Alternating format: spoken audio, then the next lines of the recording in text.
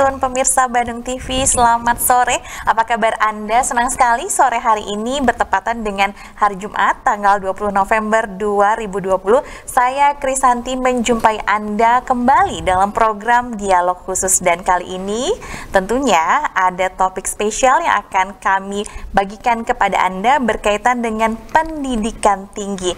Nah, pendidikan tinggi yang seperti apa? Untuk Jumat sore ini saya akan mengangkat tema Universitas Terbuka Terdepan dalam Pendidikan Tinggi Terbuka Jarak Jauh. Tentunya kalau kita berbicara mengenai pendidikan tinggi, selain memang kosnya juga tinggi dan proses pembelajarannya ternyata juga tidak bisa dilakukan secara offline saat ini. Dan saat ini juga tantangan di 2021 adalah bagi universitas terbuka untuk bisa menjadi universitas terbuka dengan kualitas dunia. Dan untuk membahasnya, di studio Bandung TV sudah saya hadirkan 4 orang narasumber yang akan membahas topik tersebut. Di antaranya yang pertama saya perkenalkan kepada Anda, datang langsung ke studio Bandung TV, Bapak Dr. Andes Endang Enceng MSI selaku Direktur Universitas Terbuka Bandung. Assalamualaikum Pak Direktur, apa kabar? Baik. Baik ya. Situasi pandemi di kampus UT seperti apa di Bandung? Kalau di UT itu kan sudah ada atau tidak ada pandemi, ya sudah online, biasa normal lah seperti itu. Oke. Terima kasih sudah hadir di studio Bandung TV Pak Direktur.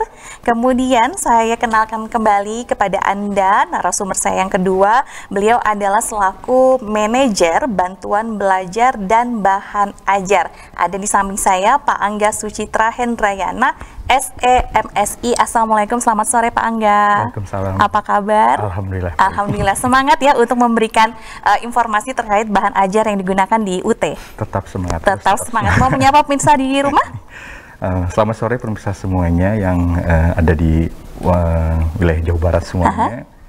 Mudah-mudahan bisa menyimak informasi tentang UT sehingga bisa bergabung tentunya bersama kami di Universitas Terbuka dalam meningkatkan ke jenjang pendidikan yang lebih tinggi. Baik, terima kasih Pak Angga. Dan berikutnya saya akan sapa Mitra UT Bandung. Beliau adalah Kanwil Kemenkumham Jawa Barat, Bapak Dr. Andes Imam Suyudi BC IPSH MH. Assalamualaikum, selamat sore Pak. Waalaikumsalam. Apa kabar? Alhamdulillah baik. Di kantor bagaimana suasananya? Aman, baik. Aman dan terkendali, semuanya harus baik ya. Baik, ya. Oke, dan juga yang ada di ujung sana, barangkali Anda sangat familiar dengan wajah Akang di ujung sana. Nah, untuk barangkali yang SMA-nya masih suka pensi-pensi, Akang ya, termasuk saya. Dan pasti Anda kenal, beliau adalah Kang Muhammad Mirza selaku mahasiswa Fakultas Ekonomi S1 Manajemen dan juga gitaris Nine Ball Band. Assalamualaikum Kang. Waalaikumsalam. Mahasiswa ya? Ya, mahasiswa lagi. Dari ngeband ke ekonomi manajemen pula, ini gimana untuk bisa mensinkronisasikan? Gimana ya? Enjoy aja sih, maksudnya emang UT juga kan sangat cocok gitu. Cara belajarnya, cara kuliahnya online, jadi saya bisa kuliah sambil kesibukan lain gitu, sambil manggung, sambil tour. Banyak ya, manggung sambil online. Oke, semuanya bisa dijalani pada saat kita bergabung dengan universitas terbuka. Nah, pemirsa, kalau kita berbincang mengenai universitas terbuka, ini hanya ada satu-satunya di Indonesia, UT, Universitas Terbuka. Dan mungkin Anda juga pemirsa masih bingung, ini bagaimana sistem belajarnya dan apa sih itu UT? Saya akan langsung melayangkan pertanyaan tersebut kepada Pak Direktur. Silahkan Pak. Jadi kalau kita berbicara tentang UT, sebagian masyarakat barangkali masih asing dengan Universitas Terbuka. Namun demikian, kami Universitas Terbuka di seluruh negeri ini telah menghasilkan lulusan tidak kurang dari 1,7 juta lulusan di seluruh wilayah Indonesia. Nah, Universitas Terbuka merupakan salah satu universitas negeri di Indonesia. Jelasnya PTN ke-45 yang didirikan oleh pemerintah, diresmikan oleh Presiden RI kedua pada tanggal 4 September tahun 1984 yang pada dasarnya melaksanakan atau melayani masyarakat siapapun, dimanapun, mau masyarakat di perkotaan, pedesaan, yang jelas di seluruh wilayah tanah air, dengan menerapkan modus pembelajaran jarak jauh. Nah, UT yang didirikan sejak tahun 84, yang memang dirancang dengan menggunakan sistem pembelajaran jarak jauh, tidak heran apabila Bapak Wapres RI sekarang ini memberikan label ke UT itu sebagai pelopor pendidikan jarak jauh di Indonesia. Nah, pada saat pandemi, atau barangkali perlu kami sampaikan bahwa tadi kami sebutkan bahwa UT merupakan atau menerapkan sistem pendidikan terbuka dan jarak jauh. Terbuka dalam artian bahwa siapapun bisa menjadi mahasiswa UT tanpa dibatasi usia, tanpa dibatasi tahun ijazah. Yang membatasinya hanyalah setiap calon mahasiswa itu minimal memiliki pendidikan SLTA atau sederajat. Bahkan kami pun, UT pun siap menerima para lulusan masyarakat-masyarakat yang memiliki ijazah paket C. Bisa kami layani dengan sebaik-baiknya. Yang kedua tadi, jarak jauh. Jarak jauh di sini memiliki pengertian bahwa ada keterpisahan antara pendidik dengan peserta didik. Nah, keterpisahan ini bukanlah berarti bahwa kami tidak melakukan interaksi kepada semua mahasiswa. Nah, modus jarak jauh ini artinya juga bahwa di dalam proses pembelajaran di UT kami telah sejak lama menerapkan berbagai media, baik media bahan ajar cetak, non cetak, atau media-media pembelajaran lainnya sesuai dengan perkembangan teknologi informasi dan komunikasi. Oleh karena itu, di masa pandemi COVID-19 ini, bagi UT sebetulnya sudah tidak menjadi satu masalah besar. Ada atau tidak ada pandemi COVID-19 ini, untuk UT memang sudah beroperasi seperti itu. Namun juga masyarakat tidak bisa juga supaya sama persepsi dengan kami bahwa ketika masyarakat menjadi mahasiswa UT, bukan berarti bahwa UT tidak memberikan layanan atau proses pembelajarannya kami biarkan begitu saja, tidak. Kami memberikan layanan belajar kepada mahasiswa dengan berbagai bentuk. Modus pembelajaran di UT pada saat ini dari awal berdiri, kemudian yang tadi kami sebutkan juga dengan mengikuti perkembangan teknologi informasi, ada beberapa modus layanan belajar di UT. Yang pertama melalui tutorial online, ya, mungkin bahasa ngetrennya anak-anak mahasiswa sekarang di berbagai perguruan tinggi secara daring gitu, daring. Ya, full online. Yang kedua, kami juga memberikan layanan pembelajaran melalui tutorial webinar. Ini yang kami sebut sebagai layanan bantuan belajar yang sinkronus. Artinya di situ kami bisa berinteraksi, dosen bisa berinteraksi dengan mahasiswanya secara langsung. Nah, namun demikian, untuk materi-materi tertentu yang memang sangat membutuhkan tatap muka, itu pun diberikan oleh UT seperti itu. Ini yang kemudian kami namakan sebagai layanan belajar blended, ya, seperti itu. Nah, jadi kalau ada di antara kita yang berpendapat bahwa UT itu sama dengan pembelajaran daring, tidak sepenuhnya benar. Karena ada blended system tadi ya Pak? Karena ada yang blended seperti itu. Dan juga pembelajaran daring di UT itu bukan hanya sekedar memindahkan materi ke melalui media internet itu, bukan hanya sebatas itu. Oleh karena itu, bagi masyarakat misalnya yang masih meragukan bagaimana knowledge, bagaimana skill, bagaimana soft skill bisa dibangun, bagaimana afektif bisa dibangun, insya Allah dengan modus-modus pembelajaran seperti tadi itu bisa tercapai gitu ya, seperti itu. Oke, jadi banyak tujuan mulia untuk latar belakang didirikannya Universitas Terbuka yang terbukti dari sejarahnya dimulai sejak tahun 1984 ya Pak Direktur.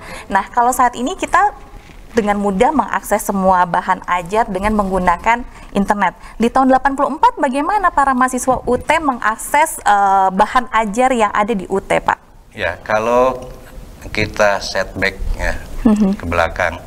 Pada masa 84, media pembelajaran UT hanya media pembelajaran cetak dan non-cetak dalam bentuk rekaman audio pada kaset gitu ya. Sehingga mahasiswa itu ketika itu kan belum ada DVD seperti itu ya, baru ada kaset. Nah itu, nah mahasiswa dibekali juga dengan itu. Artinya si mahasiswa itu bisa belajar dengan mendengarkan, memutar kaset itu gitu ya. Karena isi kaset itu full isi dari buku. Jadi modul di UT, buku materi pokok itu sering lebih ngetren disebut modul. Materi di modul itu kemudian direkam, disajikan di dalam kaset itu, di mana mahasiswa bisa mempelajarinya dengan memutar kaset itu gitu ya.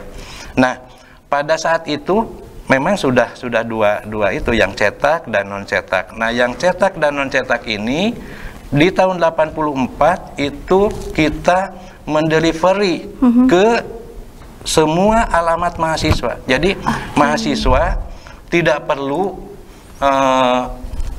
misalnya datang ke UT Bandung, datang ke UT Pondok Cabe untuk mencari, tidak, tapi kami mendeliverinya sampai ke alamat mahasiswa masing-masing seperti itu. Nah, kemudian seiring dengan sebagaimana tadi kami sebutkan bahwa seiring dengan perkembangan teknologi informasi ini, kemudian kami terus-menerus berinovasi menyesuaikan dengan perkembangan teknologi informasi dan komunikasi itu. Oke, jadi harus sensitif dengan perkembangan zaman dan juga beradaptasi dengan literasi digital dan juga teknologi. Nah, nanti kita akan berbincang pemirsa berkaitan dengan bahan ajar yang digunakan oleh Universitas Terbuka saat ini. Tentunya medianya sudah tidak menggunakan kaset lagi ya Pak Direktur ya. Nah, detailnya seperti apa kami akan membahasnya setelah jeda tentunya dalam program Dialog Khusus sesaat lagi.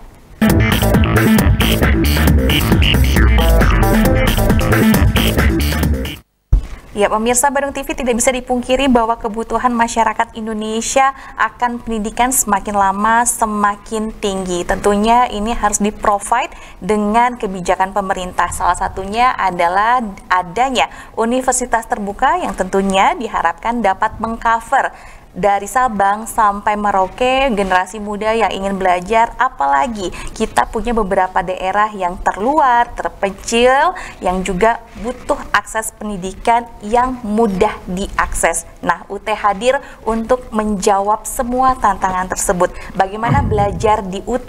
Tentunya ada sistem blended learning, walaupun tadi distance learningnya tetap diutamakan. Nah, kemudian bahan ajarnya seperti apa? Mengadaptasi teknologi dari tahun 84 sampai dengan hari ini, tentunya improvement juga dilakukan oleh bahan ajar yang diperuntukkan bagi para mahasiswa UT. Nah, kita ingin dengarkan lagi bagaimana bahan ajar yang memang ditawarkan disediakan bagi para mahasiswa UT yang saat ini barangkali sudah menjadi mahasiswa atau masih bingung mau kuliah di mana. Nah, ini strategi terbaik di saat pandemi. Anda bisa memilih UT untuk berkuliah. Saya akan berbincang kepada Pak Angga berkaitan dengan bahan ajar yang saat ini tentunya harus lebih sensitif lagi dengan kebutuhan mahasiswa yang mereka jauh lebih update loh daripada para dosennya. Silakan Pak. Baik, terima kasih Mbak Krisanti. Jadi tadi sebenarnya sudah disampaikan oleh Pak Direktur bahwa ketika mahasiswa, khususnya mahasiswa UT, melaksanakan proses pembelajaran di UT dengan sistem belajar jarak jauh, di situ ada media yang menjembataninya. Ada media yang menjembataninya sebagai salah satu dalam proses pembelajaran, yaitu medianya adalah buku materi pokok. Betul. Atau bahan ajar yang digunakan oleh mahasiswa. Nah, ini mahasiswa UT sering menyebutnya itu modul. Padahal itu adalah buku bahan ajar, buku materi pokok yang memang di dalam buku materi pokok tersebut, misalkan ada mata kuliah manajemen, misalkan 4 SKS berarti ada 14 modul misalkan. Nah, bahan ajar tersebut tentu saja sudah bisa didapatkan oleh mahasiswa ketika mahasiswa sudah melaksanakan registrasi. Nah, ini perlu diketahui juga Mbak, ketika mahasiswa UT membayar biaya untuk kuliah itu sudah include dengan bahan ajarnya. Oke, udah bersih ya? Betul, sudah include dengan bahan ajarnya. Jadi mahasiswa sudah mendapatkan bahan ajar yang utama, itu bahan ajar cetak sebagai sumber pembelajarannya. Nah, di masa-masa sekarang ini tentu saja continuous improvement dilakukan oleh UT. Bahan ajar tersebut dilengkapi juga dengan multimedia. Dan bahan ajar juga tidak selalu cetak, ada bahan ajarnya secara digital, Mbak. Betul. Bahan ajar digital tersebut bisa diakses oleh mahasiswa melalui ruang baca virtual yang disediakan oleh UT melalui perpustakaan digital UT, dan bahkan mahasiswa bisa akses juga, kalau sekarang kan pasti hampir semua masyarakat memiliki Android ya. Nah, mahasiswa bisa akses bahan ajar digital tersebut di Androidnya. Semudah itu ya. Betul. Nah, berarti kan tidak ada alasan bahwa mahasiswa UT tidak membaca buku materi pokok sebagai sumber media pembelajarannya. Digital ada, fisik bukunya pun ada. Betul Kang Mirza, begitu. Selama ini, sekarang semester berapa? Saya lagi di semester 7 sekarang. Semester 7, bentar lagi skripsi. Nah, nanti bimbingannya bagaimana kalau di UT, Pak Direktur atau Pak Angga? Gini, kami sebetulnya barangkali masyarakat perlu tahu tugas seorang dosen, katakan seperti itu ya, di UT itu sebetulnya jauh lebih berat ketimbang dosen perguruan tinggi tatap muka. Ketika kami melayani mahasiswa itu melalui media, misalnya tutorial online, kan kita tidak pernah membayangkan mahasiswa itu mau berinteraksi dengan kita itu jam berapa, dari mana, dan sebagainya. Belum lagi, kalau boleh kami informasikan bahwa UT bukan hanya melayani masyarakat yang ada di Indonesia. UT ini punya juga mahasiswa yang tersebar di 42 negara. Ya, seperti itu. Nah, dengan perbedaan waktu seperti ini, ketika mahasiswa berinteraksi dengan kita, nah, dosen UT itu harus siap 24 jam untuk ini. Termasuk ketika misalnya mahasiswa meminta bimbingan kita, ya, bimbingan untuk membuat karya tulis atau misalnya bimbingan lainnya yang bersifat akademis. Jadi insya Allah kami bisa melayani itu semuanya karena berbagai modus pembelajaran tadi yang kita berikan, baik yang asinkronus maupun yang sinkronus seperti itu. Jadi jangan khawatir bagaimana masyarakat bisa dibimbing oleh kita, apakah sulit. Justru sekali lagi kami di UT itu, khususnya para dosen UT itu harus menjadi pelayan sejati. Karena tadi ya 24 jam itu ya Pak ya. Kita tidak pernah tahu mahasiswa itu mau memberikan berinteraksi dengan kita itu jam berapa, gitu kan? Ada perbedaan waktu. Ketika kita di sini saja, misalnya sekarang jam 4-an misalnya kan. Bapak udah ada yang hubungin. Nah, itu sudah pasti udah macam-macam gitu ya. Udah rame ya Pak ya. Dan ya apalagi sekarang gitu ya, dengan semakin majunya juga, semakin masyarakat melek dengan IT, maka fenomena ini sangat menarik bagi kita semuanya gitu ya.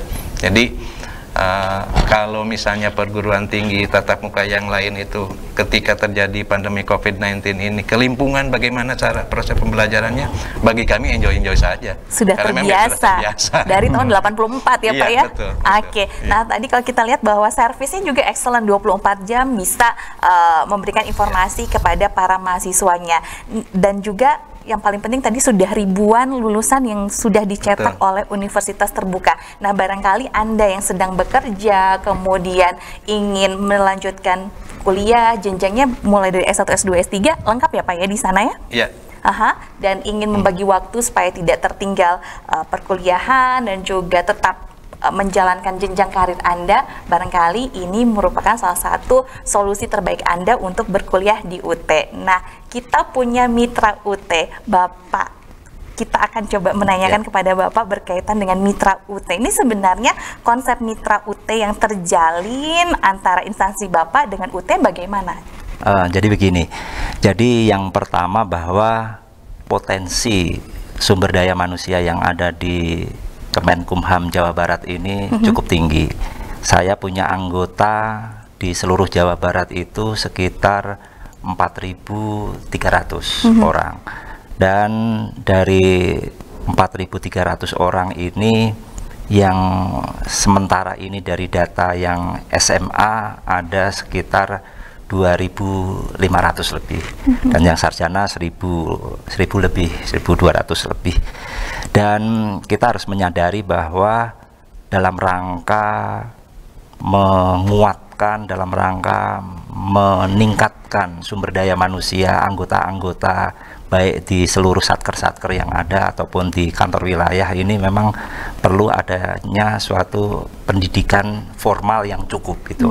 Kalau mereka hanya sekedar SMA, tentunya dari bagaimana dia untuk meningkatkan karir juga nanti akan terbatas, sehingga mereka juga harus dikasih kesempatan untuk belajar secara mandiri, yang harus dimulai dari yang bersangkutan, karena kita menyadari bahwa Kementerian Hukum dan HAM juga untuk memfasilitasi pendidikan formal tentunya tidak mungkin. Kami hanya bisa melakukan pendidikan dalam jabatan, artinya dalam pekerjaan mereka ada pendidikan menyangkut manajerial, pendidikan teknis, dan pendidikan atau kompetensi sosio-kultural, artinya hal-hal itu. Tapi menyangkut pendidikan formal tentunya menjadi bagian yang harus dilakukan oleh yang bersangkutan, sehingga inilah yang harus kita kerjasamakan, mitra kerjasama dengan perguruan tinggi, dan yang cocok memang ya universitas terbuka tentunya, karena sambil bekerja mereka umpama berada di jajaran pemasyarakatan, mereka lagi jaga di pos atas, mereka belajar dan sebagainya, karena memang banyak waktunya mereka bisa belajar, dan ini memang benar-benar sangat efektif. Dan inilah yang juga saya senantiasa sampaikan ke seluruh anggota, karena pada dasarnya di seluruh Kementerian Hukum dan HAM ini dalam rangka peningkatan, selain juga peningkatan pendidikan formal, juga dalam rangka penguatan manajerial dan teknis bagi mereka. Sejauh ini sudah berapa lama kerjasama yang dilaksanakan oleh instansi Bapak Imam dengan Universitas Terbuka? Memang baru. Jadi saya juga di sini juga baru 6 bulan yang lalu. Saat itu Pak Direktur komunikasi dengan saya, dan memang di masa pandemi ini kami baru mengadakan kerjasama, kalau tidak salah bulan Juli atau Agustus Pak ya? Ya, sekitar bulan Juli atau Agustus. Jadi di masa pandemi itulah kita mengadakan kerjasama dengan UT, dan setelah mengadakan kerjasama tentunya kita bermitra, nanti pihak kita bersama-sama kalau ke lapangan dari pihak UT menjelaskan, dan dari kami juga mendampingi untuk sosialisasi kepada seluruh jajaran kami di satker-satker yang ada, karena satker kami cukup banyak, ada 50 satker dari Warung Kiara, Sukabumi sampai di Banjar sana masih ada 50 satker, 8 satker di jajaran imigrasi, dan 42 satker di jajaran pemasyarakatan. Oke, angkatan pertama berarti ya Pak ya? Ya. Angkatan pertama untuk bermitra dengan Universitas Terbuka. Ada berapa banyak anggota yang dikuliahkan di Universitas Kurang Terbuka? lebih ada sekitar 32-an. 32-an orang. Jurusannya ditentukan oleh Bapak atau mereka tidak, sendiri? ya tapi karena jurusannya sebetulnya ya terserah mereka. Tapi yang lebih cocok kan sebetulnya adalah jurusan hukum ya. Oke, jurusan hukum. Nah, sejauh ini mahasiswa dari Pak Imam bagaimana kondisinya, Pak? Pak Angga? Alhamdulillah, sebenarnya kondisi para mahasiswa yang kita kerjasama dengan Kemenkumham ini setidaknya memang bisa mengikuti proses pembelajaran yang efektif dan sambil bekerja dengan tidak meninggalkan dinasnya ya, aktivitas dinasnya, karena memang UT didesain sedemikian rupa untuk memberikan kemudahan kepada para mitra kami, khususnya para mahasiswa yang sambil bekerja tetapi dia bisa melaksanakan proses pembelajaran atau proses perkuliahan.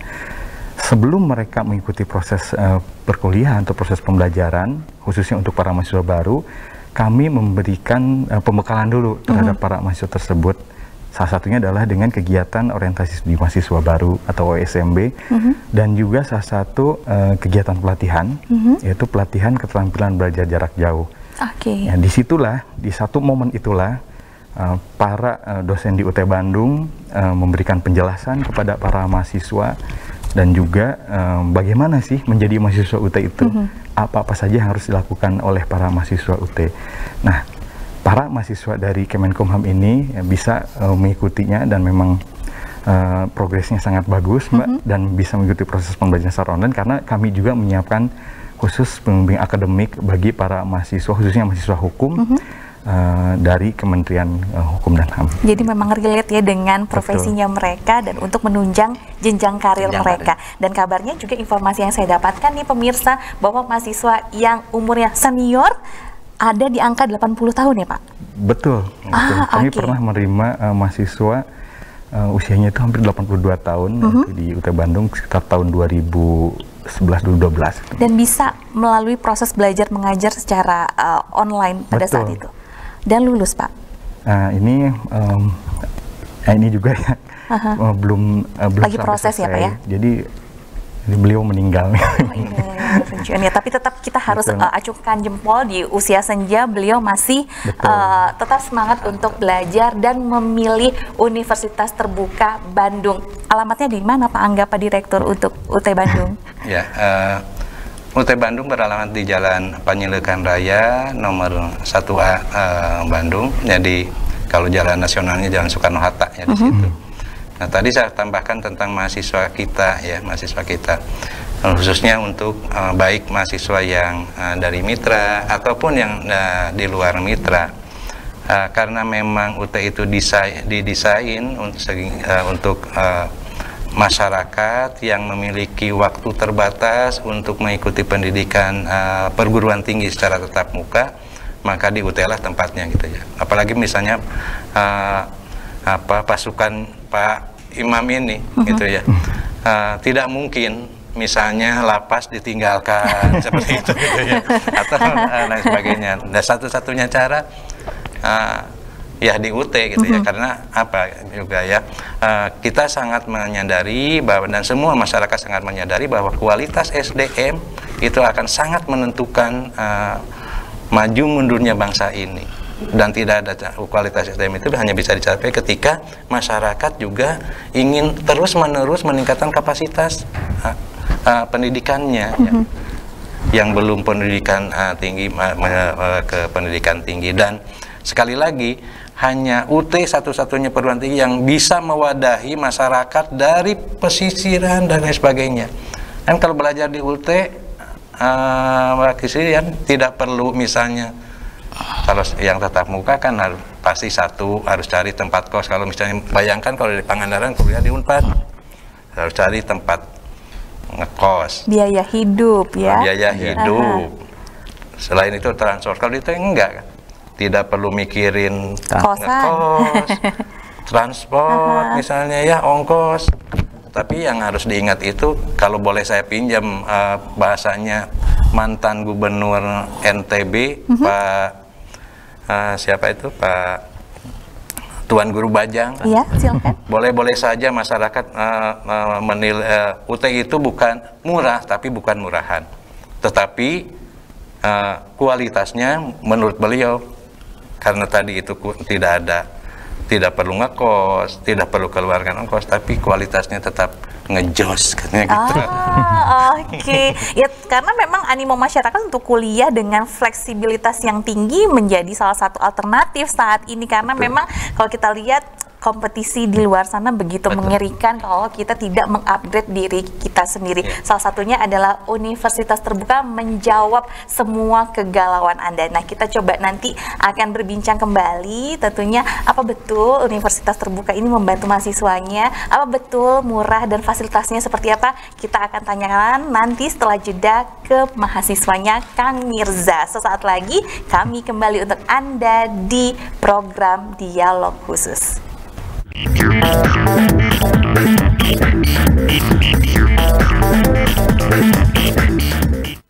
Pemirsa, masih bersama saya Krisanti dan juga masih membahas mengenai universitas terbuka yang tentunya fleksibilitas menjadi salah satu daya tarik untuk Anda yang ingin meningkatkan jenjang pendidikan Anda, baik itu S1, S2, ataupun S3.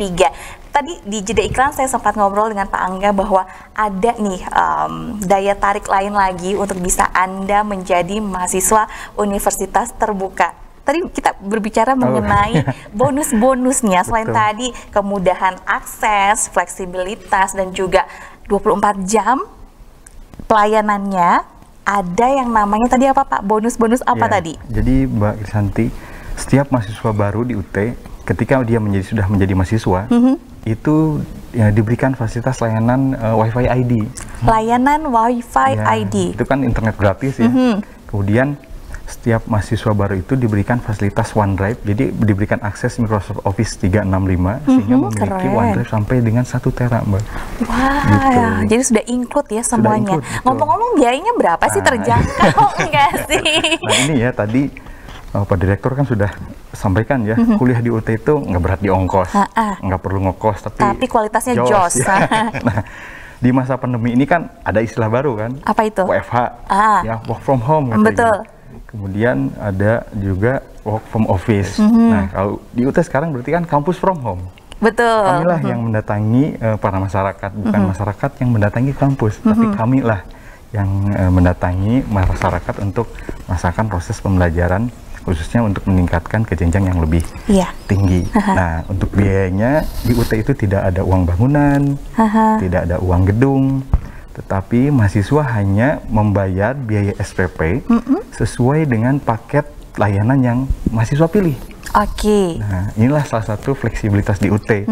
Kalau misalkan memang saya kayaknya senangnya, pengennya yang paket nih, karena kalau yang paket saya udah tahu nih semester ini saya berarti ngambilnya sekian SKS sesuai dengan paketnya atau kurikulumnya.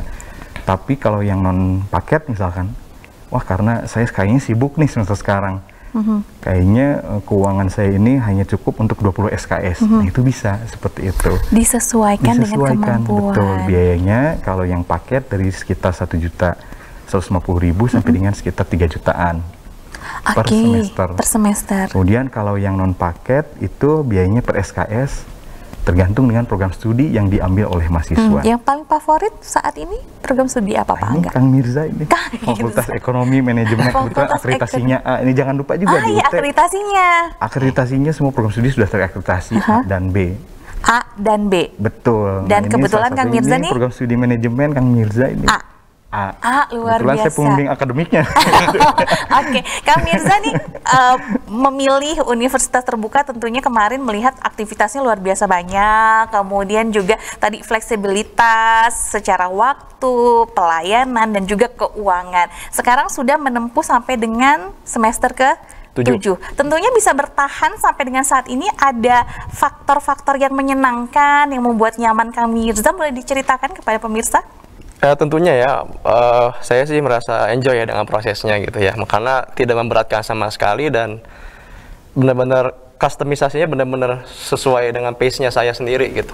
Jadi kapan saya nentuin belajar, kapan saya mau istirahat, kapan saya bekerja, benar-benar saya yang nentuin sendiri gitu.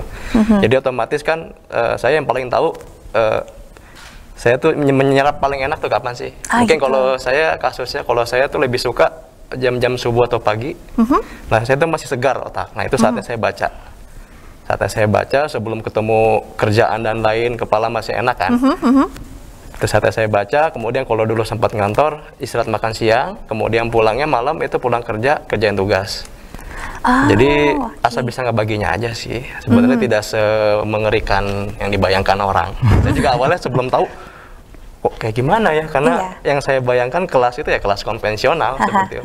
Pas ini awal-awal ya grogi sedikit lah.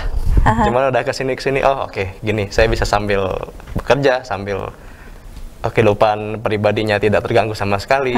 Bahkan apa ya, kayak misalkan waktu-waktu yang luang yang tadinya kurang produktif bisa jadi produktif gitu.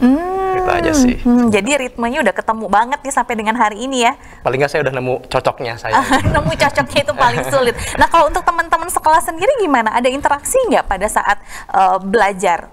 Kalau saya kebetulan saya ngambil yang full online. Jadi kalau secara fisik saya belum pernah tatap muka langsung kecuali ketika ujian aja sih. Ketika ujian kan memang selama ini sebelum pandemi kan ujiannya di suatu lokasi dan ketemu mahasiswa yang lain, dan itu pengalaman saya membuka banget gitu. Maksudnya begitu datang dan itu benar-benar heterogen pesertanya, dari yang baru lulus SMA sampai yang sudah sangat senior. Jadi saya menarik gitu, dinamikanya tuh menarik sekali gitu. Jadi buat saya sih pengalamannya juga gitu, nggak cuman kuliahnya aja tapi experience-nya ini banyak lah yang bisa saya petik gitu. Berharga ya pengalamannya. Menarik lah. Menarik. Nah sekarang semester 7 IPK bagus dong? 3 IPK-nya. IPK-nya udah kepala 3. IPK-nya kepala 3, tentu pasti ini juga materi-materi yang diberikan oleh Universitas Terbuka ini paling nggak mudah untuk bisa dibaca, kemudian dipahami. Dari sekian mata kuliah yang ada nih Kang Mirza, mata kuliah apa yang paling, aduh kayaknya harus ketemu dosennya, atau nggak harus ke kampus, atau dibaca berulang kali, mata kuliah apa? Kalau saya sih, atau semuanya gampang gitu? Nggak semuanya gampang sih. Karena ada juga yang sampai yang ngulang-ngulang, ada juga ada yang juga lancar, tapi ya begitu dijalani sih nggak semengerikan yang di ini sih. Kayaknya sih enjoy aja lah gitu. Kalau misalkan kesulitan pasti ada, kuliah di mana yang nggak ada gitu kan. Pasti ada aja. Cuman pada ujungnya sih menemukan sendiri solusinya, karena kan informasi sekarang sangat mudah ya. Dengan internet, dengan apa sudah sangat gampang, dan tadi Pak Angga dan Pak Direktur bilang kan tadi 24 jam mereka siap gitu. Kalau ternyata saya tidak menemukan gitu solusinya sendiri, saya bisa tanyakan kayak tadi ke Pak Angga ya. Pak, saya bingung ini, saya siap bantu. Jadi memang special treatment kalau kita kuliah di Universitas Terbuka nih. Apalagi keunggulan-keunggulan yang lain Pak Angga yang bisa ditawarkan kepada pemirsa? Ya, kalau bicara kita kalau di dinamika kehidupan kampus misalkan ya, ada juga kegiatan kemahasiswaan kan. Kita belum bicara tentang kegiatan kemahasiswaan. Kalau misalkan kuliah di UT, ada nggak sih kegiatan kemahasiswaannya? Kan kayak gitu ya. Nah, jangan khawatir sebenarnya, kami di UT tetap ada kegiatan-kegiatan kemahasiswaan yang tentunya untuk mengakomodir para mahasiswa. Nah, salah satunya misalkan event Dispor Seni namanya. Dispor Seni. Dispor Seni, betul. Event Dispor Seni ini salah satu event di mana seluruh mahasiswa UT seluruh Indonesia datang langsung dalam satu event tersebut, dan intinya silaturahmi, tetapi tentu saja dalam menyalurkan minat dan bakat si para mahasiswa. Ada lomba-lomba yang ditandingkan, misalkan olahraga, kemudian ada diskusi ilmiah, kemudian bahkan tahun kemarin ada e-sportnya juga. E-sportnya? Betul. Nah ini saya yakin nih kalau para milenial ini pasti tahu. Ada yang senang e-sport, mungkin waktu luangnya main e-sport tapi pengen kuliah juga. Kayaknya cocok nih kalau kuliah di UT. Nah, jadi memang tidak ada batasan-batasan siapa yang boleh, siapa yang nggak boleh, semuanya boleh, karena pendidikan itu hak dari semua warga negara Indonesia ya Pak Angga. Betul. Nah, selanjutnya kalau kita lihat bahwa harapan-harapan yang memang diinginkan oleh Pak Imam, karena memang anggotanya puluhan sudah belajar di Universitas Terbuka, tentunya apa nih yang memang diharapkan dari Pak Imam sendiri sebagai atasan kepada para anggotanya setelah mereka mendapatkan ilmu dari UT? Saya berharap bagi mereka-mereka yang sementara ini belajar juga tentunya semakin aktif dan memang belajar dan benar-benar bisa menyelesaikan pendidikannya dengan baik. Dan bagi anggota-anggota yang masih banyak yang belum belajar di perguruan tinggi, untuk ya melakukan pendaftaran ataupun untuk ya meniti pendidikan tinggi, karena dengan pendidikan dan pengetahuan yang lebih di perguruan tinggi tentunya akan membuka wawasan, dan membuka wawasan dan pengetahuan ini tentunya akan berpengaruh bagi kinerja yang bersangkutan. Jadi saya berharap bahwa anggota saya benar-benar memang secara kualitas pengetahuan dan dalam rangka pelaksanaan belajar bisa dimanfaatkan dengan baik, namun juga itu akan berpengaruh juga dalam rangka bagaimana kinerja dan produktivitas mereka dalam bekerja juga senantiasa baik. Produktivitas yang memang harus ditingkatkan dan juga kualitasnya ya Pak Imam. Jadi kalau misalnya ada anggota Pak Imam yang kuliah di UT nggak bisa masuk kerja karena kuliah, itu nggak bisa ya Pak ya? Nggak bisa. Karena sebenarnya Pak Imam lebih tahu sistem pembelajaran di UT bagaimana. Pak Angga, ini semakin menarik bahwa banyak sekali yang ditawarkan oleh Universitas Terbuka kepada pemirsa Bandung TV. Nah, yang paling luar biasa animo masyarakat yang sudah mendaftar ke UT, faktor apa sih Pak? Pertama, kemudahan akses. Kemudahan akses, karena UT keunggulannya kan accessible ya. Iya. Bisa diakses di mana saja. Untuk mendaftar menjadi mahasiswa juga ya, kalau misalkan mahasiswa baru, sebenarnya bisa langsung dari gadget. Karena pendaftaran bisa secara online, langsung melalui atau mengakses ke sia.ut.ac.id. sia.ut.ac.id. Nah, bulan Desember ini kita sudah mulai untuk pendaftaran mahasiswa baru. Nah, itu accessible, bisa diakses. Kemudian yang lain-lainnya, keunggulannya, yaitu ya, mahasiswa bisa memilih skema layanan yang ingin dia pilih. Sesuai dengan kemampuan finansial dan juga kemampuan waktunya. Betul. Kemudian ada saringan masuk nggak sih Pak kalau di UT? Kalau kampus lain kan suka ada saringan ujian mandiri, kalau di UT sendiri bagaimana? Nah, untuk di UT sendiri memang untuk program S1 ini atau diploma tidak ada tes masuk. Tapi mulai 2020 kemarin UT juga ikut sebenarnya di seleksi mahasiswa baru yang SBMPTN itu. Ya, kemudian untuk S2 memang ada tes masuk dan S3 juga. Nah, ini kaitannya dengan program-program yang kami tawarkan kepada masyarakat. Salah satu keunggulannya kami memiliki beberapa program yang sangat variatif. Kami memiliki 4 fakultas, Mbak. Yang pertama ada fakultas ekonomi, ada fakultas keguruan dan ilmu pendidikan, ada fakultas hukum, ilmu sosial, ilmu politik, kemudian ada fakultas sains dan teknologi. Kemudian kami memiliki 6 program magister, kemudian ada 2 program doktor, 2 program studi untuk doktor, yaitu doktor ilmu manajemen dan doktor administrasi publik.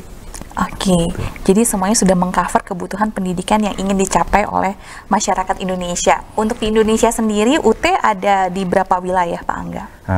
Dipastikan setiap provinsi itu pasti ada UT, ya, kantor UT atau UT di daerah. Ya, kalau Pak Kakanwil kan pasti ini daerahnya Jawa Barat. Ya. Nah, ini Pak Direktur juga hampir Jawa Barat itu UT Bandung melayani mahasiswa di wilayah Jawa Barat. Nah, UT sendiri memiliki hampir 39 kantor wilayah yang ada di seluruh Indonesia, dan juga ada 1 kantor yang memang khusus melayani mahasiswa yang ada di luar negeri. Bayangkan UT pernah memiliki mahasiswa di Yunani itu 1 orang, tapi tetap dilayani. Kemudian ada juga di daerah-daerah yang lainnya di Eropa ataupun di Asia yang lainnya juga. Nah, dengan segala layanan tersebut yang tentu saja bisa diakses oleh seluruh lapisan masyarakat, dan disinilah peran UT dalam membantu pemerintah untuk meningkatkan capaian, khususnya untuk meningkatkan layanan ke jenjang yang lebih tinggi, Mbak. Ada puluhan universitas terbuka yang ada di UT di daerah gitu, yang memberikan layanan kepada masyarakat. Dan yang paling penting universitas terbuka ini adalah kampus negeri ya Pak ya? Perguruan tinggi negeri dan sudah terakreditasi internasional juga, Mbak. Iya. Internasionalnya apa ini Pak? Bisa diterangkan? Kami sudah terakreditasi oleh 1 badan namanya ICDE. Jadi ICDE ini International Council for Open and Distance Education, yang bermarkas di Oslo, yang memang yang selalu mengakreditasi perguruan tinggi dengan sistem belajar jarak jauh. Misalkan di Malaysia kan ada Open University of Malaysia, di Jepang juga ada. Nah, UT sudah terakreditasi secara internasional. Nah, Ban PT sudah, internasional Ban PT sudah, kemudian internasional juga sudah dikantongi oleh universitas terbuka. Jadi salah satu alternatif Anda yang masih rebahan aja barangkali ya Pak Angga, Pak Direktur, bisa sekarang langsung ke websitenya sia.ut.ac.id, bisa akses di sana untuk mendapatkan informasi lebih detail lagi, ataupun pengen milih nih jurusan apa yang Anda inginkan, dan kemudian disesuaikan dengan kemampuan Anda secara finansial dan juga kemampuan manajerial waktunya barangkali Pak Angga. Nah, kami harus jeda sebentar saja. Sesaat lagi kami kembali untuk Anda, tentunya dalam program Dialog Khusus.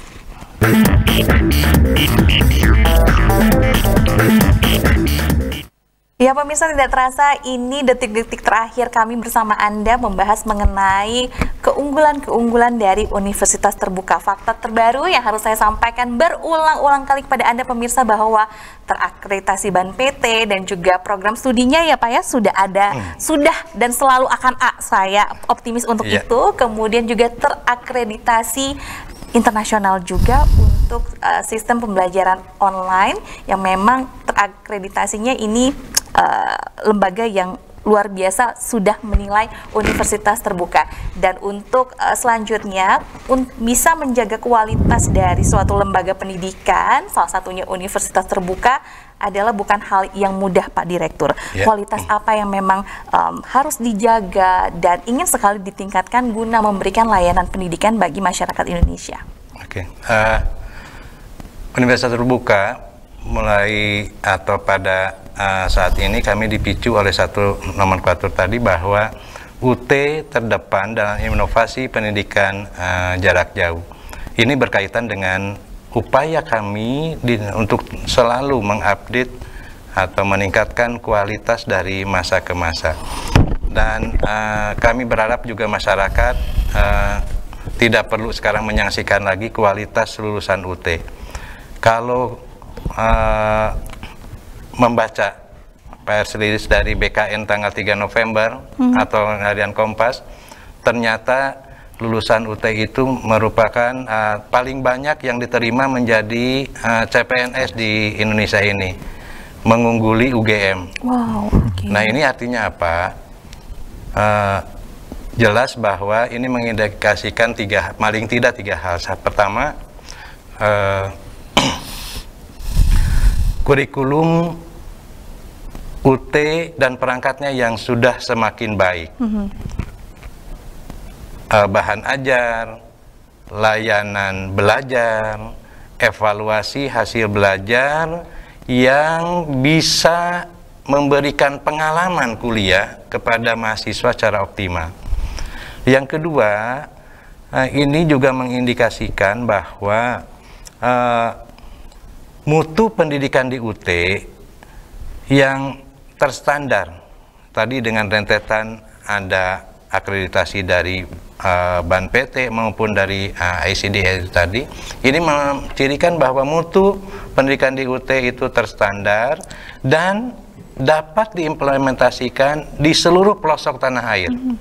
Gitu ya. Jadi ini memang standar ini yang harus akan terus kita jaga dan terus menerus tingkatkan. Yang ketiga, ini artinya apa? Bahwa UT memiliki kapasitas yang cukup memadai untuk menampung mahasiswa dengan jumlah yang besar. Ya. Pada saat ini UT memiliki tidak kurang dari 320.000 mahasiswa di seluruh negeri ini.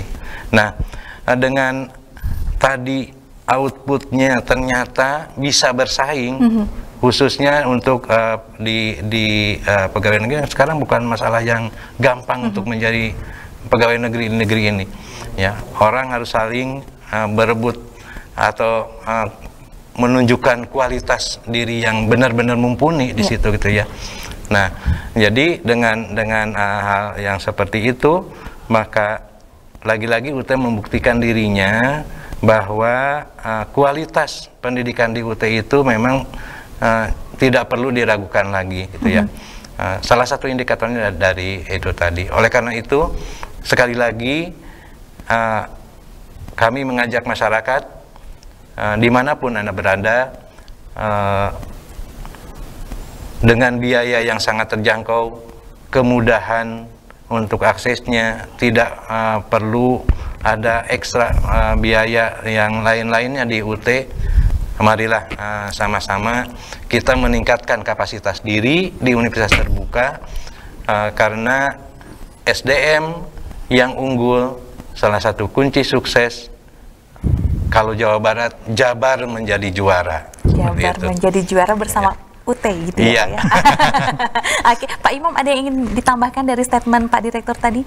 Jadi selama ini kerjasama hanya lebih terfokus kepada anggota pegawai. Jadi barangkali juga perlu juga barangkali dikembangkan lagi kepada warga binaan kita, warga binaan pemasyarakatan juga, karena tujuan dari pemasyarakatan itu ada salah satunya adalah meningkatkan kualitas intelektual yang bersangkutan. Juga ini juga, jadi mereka juga agar juga bisa meningkatkan. Dan saat ini saat saya di Banten, Kakandil Banten, saya di sana membuka juga untuk pendidikan sarjana hukum, dan itu sudah semester 4 sekarang, dan semester 1 sekarang adalah sarjana agama di sana. Memang bekerja sama dengan itu. Nah, ini barangkali juga bisa warga binaan kita untuk ditingkatkan taraf pendidikannya melalui pendidikan di UT. Iya, karena perguruan tinggi tidak lepas dari Tridharma perguruan tinggi ya Pak Direktur ya. Oke, Kang Mirza barangkali mau memotivasi teman-teman di luar sana untuk ayo dong kita kuliah lagi. Ya, pokoknya terus semangat aja. Ya, pendidikan itu sangat-sangat penting ya. Maksudnya banyak yang kadang masih ada yang meremehkan, tapi sangat terpakai pasti nanti pada ujungnya, karena begitu ketemu real life itu banyak ilmu-ilmu yang ternyata bisa diterapkan gitu di situ. Jadi saya pikir perlu sih, terutama masih yang punya waktu luang atau kerjaannya masih bisa colong-colongan istilahnya. Saya pikir UT lah jawabannya. Nah, Pak Imam nggak ada anggotanya yang nyolong-nyolong gitu. Nggak ada. Oke, jadi tetap semangat ya. Mau umurnya berapapun, mau kerjaannya sesibuk apapun, UT bisa mengakomodir semuanya itu. Pak Angga terakhir, Mangga? Ya, jadi kepada semua lapisan masyarakat, khususnya para milenial ya, karena kalau anak milenial ini sekarang mungkin ada juga yang ingin masuk ke sektor formal atau non formal. Tapi kalau sekarang nih, cita-cita kamu pengen jadi apa? Pengen jadi YouTuber katanya. Entrepreneur, pengusaha startup begitu ya? Betul. Nah, inilah UT yang memang cocok untuk Anda semua yang memang senang. Saya senangnya bisnis nih, tapi tetap meningkatkan kualitas pendidikannya. Nah, UT lah salah satu yang tempat cocok untuk bagi Anda semuanya untuk melanjutkan ke jenjang yang pendidikan yang lebih tinggi. Baik, terima kasih Bapak-Bapak atas sharingnya sore hari ini. Semoga bisa memberikan motivasi kepada pemirsa di rumah untuk bisa melanjutkan kuliah, dan yang paling penting kuliah terbaik ada di universitas terbuka. Dan yang paling penting juga bahwa ingin menjadi SDM yang unggul, yuk sama-sama menjadi juara di universitas terbuka. Terima kasih saya sampaikan sekali lagi, jaga kesehatan terus Bapak, sukses untuk segala macam tantangan dan juga rintangan yang ada di depan mata. Dan sampaikan salam saya kepada para anggotanya, Pak Imam, Kang Mirza, kemudian untuk teman-teman di UT, semoga tetap memberikan pelayanan terbaik selama pandemi dan juga di waktu yang akan datang. Terima kasih pemirsa, ini akhir perbincangan saya dalam program Dialog Khusus. Terima kasih sudah bersama saya sejak jam 4 tadi. Saya Krisanti pamit, wassalamualaikum warahmatullahi wabarakatuh. Ingat pesan ibu, jaga jarak, cuci tangan, dan gunakan masker.